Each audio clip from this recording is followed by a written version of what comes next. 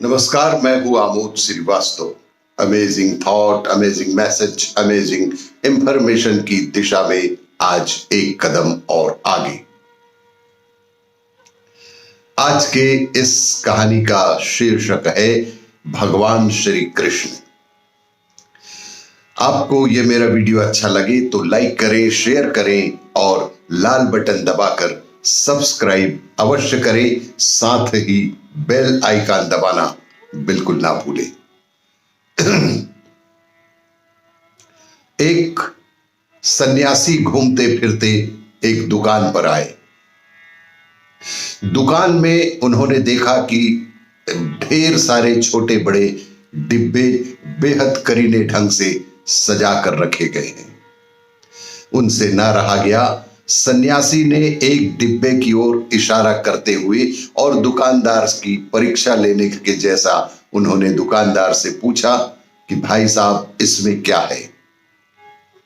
तब दुकानदार ने बेहद सहज ढंग से कहा कि इसमें नमक है। तब सन्यासी ने फिर पूछा कि इसके पास वाले डिब्बे में क्या है?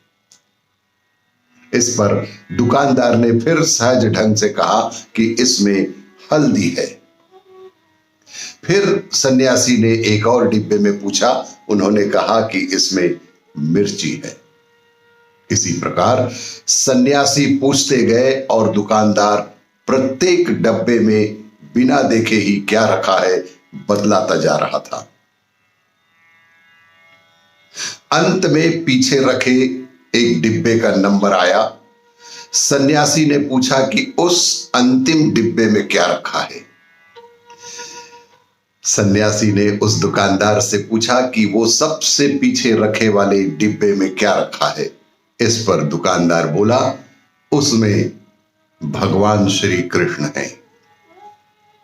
दुकानदार ने मुस्कुराते हुए कहा कि उसमें भगवान श्री कृष्ण है। तब सन्यासी ने हैरान होते हुए पूछा कि श्री कृष्ण, भला यह श्री कृष्ण किस वस्तु का नाम है भाई? मैंने तो इस नाम के किसी सामान के बारे में कभी नहीं सुना। अलबत्ता भगवान श्री कृष्ण के विषय में अवश्य ही सुना है। इस पर दुकानदार सन्यासी के भोलेपन पर हंसकर बोला, महात्मन, और डिब्बों में जो भिन्न भिन्न वस्तुएं हैं, पर यह डिब्बा खाली है। महात्मन, और सभी डिब्बों में कुछ न कुछ तो भरा है, लेकिन यह डिब्बा खाली है। और हम खाली को खाली नहीं कहकर भगवान श्री कृष्ण कहते हैं। सन्यासी की आंखें खुली की खुली रह गई। जिस बात के लिए मैं दर दर भटक रहा था, वो बात मुझे आज एक व्यापारी से बेहद सरल ढंग से समझ में आ रही है। वो सन्यासी उस छोटे से किराने की दुकान के चरणों में, दुकानदार के चरणों में गिर पड़ा। वो सन्यासी उस छोटे से किराने के दुकानदार के चरणों में गिर पड़ा। ओह, तो खाली में श्री कृष्ण रहता है। उनके मुंह से सिर्फ इतना ही निकला कि वो तो खाली में श्री कृष्ण रहते हैं। सत्य है, भरे हुए में कृष्ण को स्थान कहां मिलता है। काम, क्रोध, मोह, लोभ, लालच, अभिमान, ईर्ष्या, द्वेष और भली बुरी सुख दुख की बातों से जब दिल दिमाग भरा रहेगा, तो उसमें ईश्वर का वास कैसे होगा?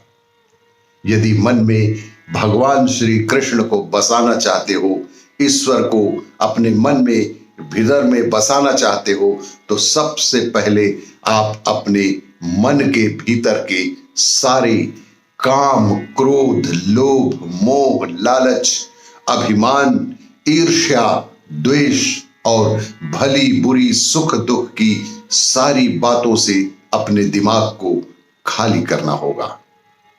और जब दिमाग और दिल पूरी तरह से खाली होगा, तभी उसमें ईश्वर का वास होगा।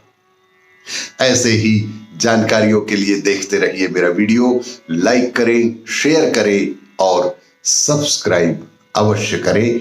धन्यवाद।